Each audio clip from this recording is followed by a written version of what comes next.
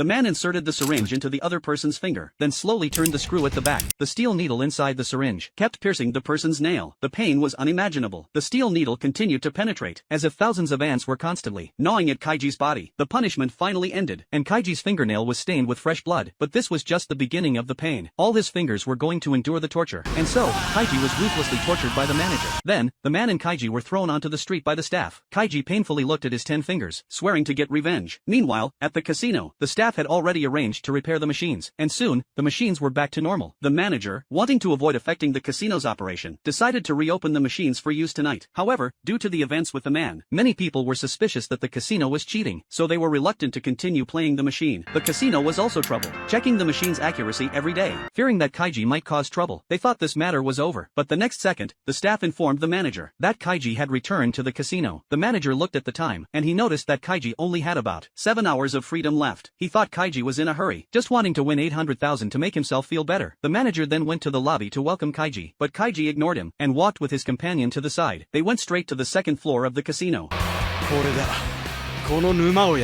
The staff thought Kaiji was just a poor guy, coming to the casino without money. Then, Kaiji's friend opened a safe, and it was filled with money. This shocked the manager. Although Kaiji had lost twice, now he was voluntarily bringing in money. The manager wanted to refuse him, but Kaiji spoke first, mocking the manager for being a coward, and not daring to take any risks. After hearing this, the manager became interested. Although he knew Kaiji must have a plan, he was also absolutely confident in the machine's defenses, and was very curious about what Kaiji was planning. The manager then accepted Kaiji's challenge. Kaiji did a basic check on the game machine. At that moment, the second in command of the group called the manager, asking if Kaiji had entered the casino to gamble again. The manager answered truthfully, and the second in command became angry, because Kaiji would never play a game without a chance of winning. So, he was sure Kaiji had a great chance of winning the prize. The next second, the manager immediately rebutted, saying the machine was perfect, and could never be broken by Kaiji. Hearing the manager's confident response, the second in command didn't want to argue anymore. If they really lost the 700 million prize in the end, they would have to pay the price.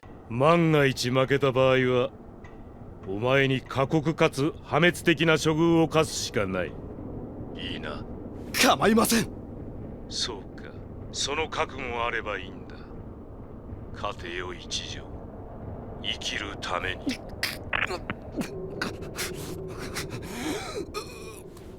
Kaiji casually took out 10 million from the safe, purchased a marble card, and inserted the card into the machine slot. Immediately, countless marbles started falling down. Then, Kaiji removed his gloves, looked at his injured fingers, and turned to glare at the manager, saying today, the manager would experience the taste of pain. And so, the battle began. In an instant, the marbles slid down, and easily passed through the narrow nail forest. This was unbelievable. Although the distance between the nails had been reduced in advance, the marbles passed through so easily. The manager was still puzzled. At this moment, a marble successfully entered the disc.